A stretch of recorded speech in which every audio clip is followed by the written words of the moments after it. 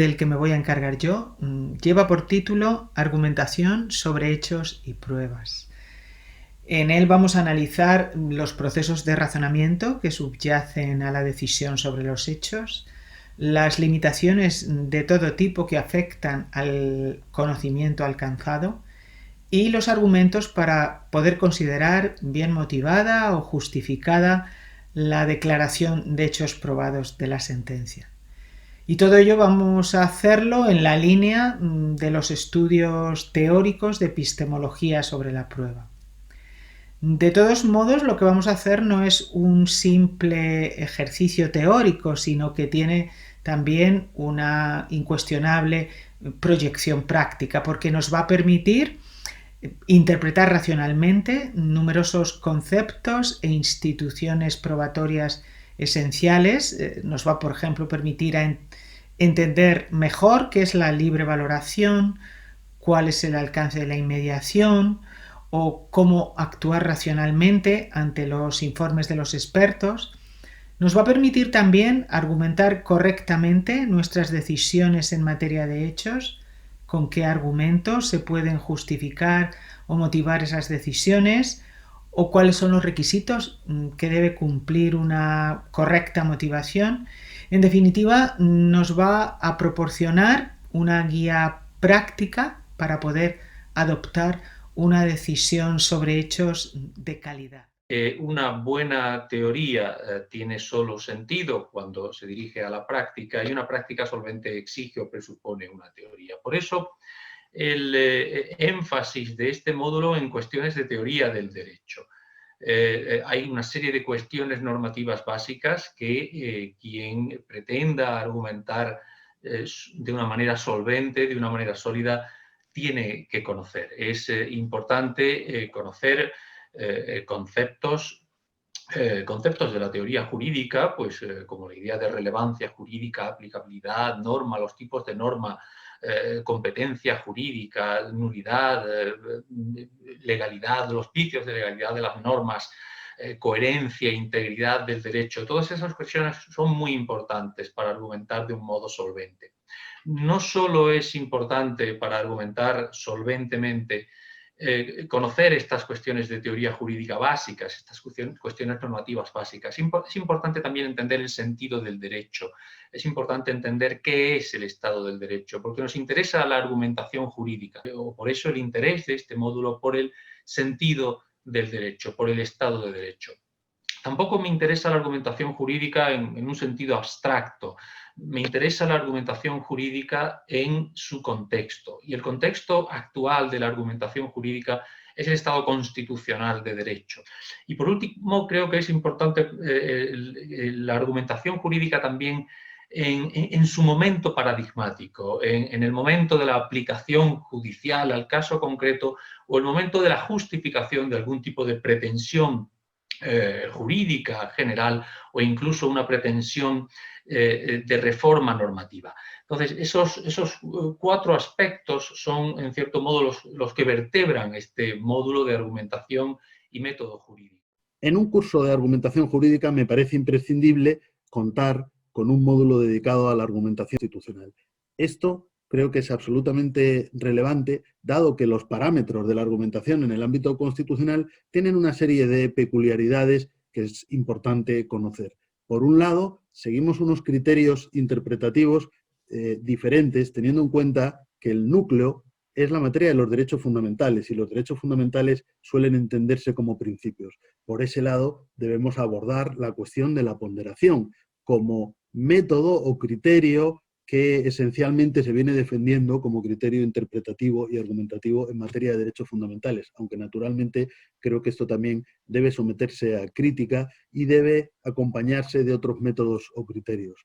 Otro elemento que me parece absolutamente esencial es la cuestión del constitucionalismo multinivel y la relevancia que tiene desde el punto de vista de la argumentación en el ámbito jurídico constitucional. Si hablamos de derechos fundamentales, ya no podemos interpretarlos solo como derechos vinculados a la Constitución, sino también como derechos que están reconocidos en tratados y textos internacionales, y esto tiene una serie innumerable de consecuencias en el ámbito de la interpretación y en el ámbito de la argumentación constitucional. una serie de principios y criterios que es absolutamente esencial conocer.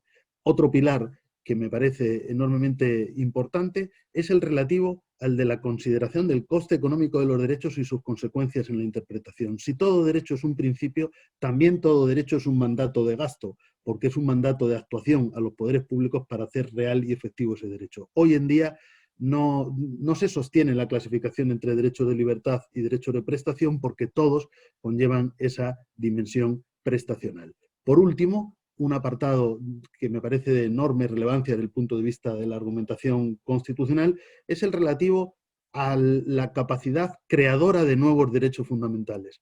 La adaptación de los derechos a nuevas circunstancias sociales, económicas, tecnológicas, científicas, nos lleva a utilizar criterios argumentativos para justificar que derechos que no están en la Constitución, sin embargo, deben entenderse protegidos y garantizados. Y ahí podemos hablar pues, desde el derecho de acceso a nuevas tecnologías, al derecho al olvido, pasando por, recientemente se habla del derecho de la desconexión tecnológica, por poner solo un ejemplo o unos pocos ejemplos de una larga lista de nuevos derechos que se despliegan a través de la interpretación y la argumentación. Hola a todos, mi nombre es Ricardo Garzón Cárdenas, soy investigador de la Universidad de León y profesor miembro de SILEX. Dentro del Diplomado Internacional en Argumentación Jurídica me corresponde impartir el primer módulo, un módulo que hemos llamado Nociones Generales de Argumentación. Es un módulo muy importante porque allana el camino del estudiante a la comprensión de todos los aspectos, llamémoslos básicos, extrajurídicos de la argumentación jurídica, o dicho de otra manera, los aspectos capitales de la argumentación general. Allí veremos algunos aspectos que nos permiten construir buenos argumentos, determinar cuándo un argumento es correcto, cuáles son las reglas que debe cumplir un argumento, cuáles son las disciplinas que estudian la producción de estos argumentos, cuál es el componente retórico de la argumentación, cuál es el componente lógico de la argumentación, pero todo desde una visión muy práctica, muy didáctica, en la cual utilizamos muchos recursos para garantizar la comprensión del estudiante y que el estudiante pueda acercarse sin temor a la teoría de la argumentación jurídica. Los posteriores módulos trabajarán obviamente aspectos mucho más técnicos, pero esta ya será una base segura desde el punto de vista filosófico y epistemológico para entender el contexto particular en el cual se produce luego la argumentación jurídica.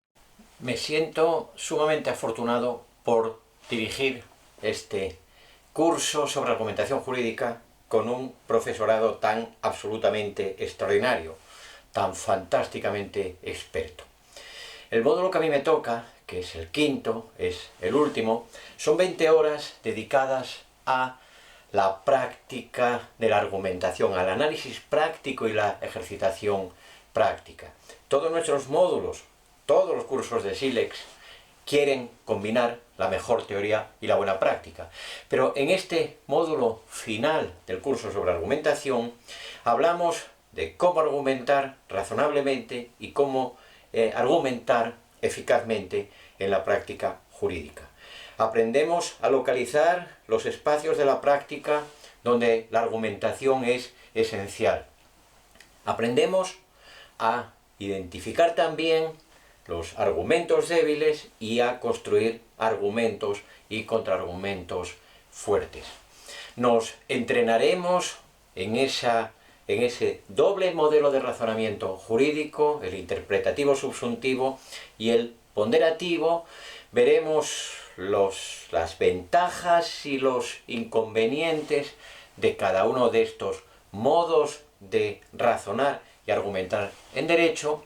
Sabremos cuándo nos conviene argumentar en una clave u otra.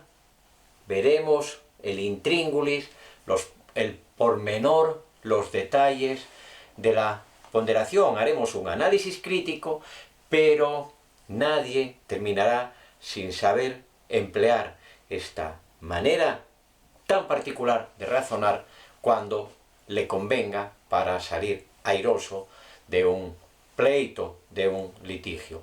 Y También pasaremos revista a toda una serie de argumentos fundamentales en la práctica del derecho. Veremos argumentos interpretativos y veremos argumentos creativos. Veremos los argumentos más usuales e importantes cuando se trata de justificar la elección entre interpretaciones posibles de la norma, como el argumento teleológico, como los argumentos sistemáticos, como los argumentos voluntarísticos, y con un papel especial, una atención particular al argumento semántico o lingüístico o gramatical, como queramos llamarlo, para después también referirnos a esos argumentos que empleamos cuando se trata de justificar la creación de las normas con las que se colman lagunas. Especial cuidado le pondremos al argumento analógico y a los argumentos a fortiori, sin perder de vista el argumento a contrario, del que en buena medida depende el juego de estos otros. Buena teoría con buena práctica, la mejor práctica de la mano de la teoría en los cursos de SILEX. Buena práctica y buena teoría de la argumentación jurídica en este curso con estos profesores.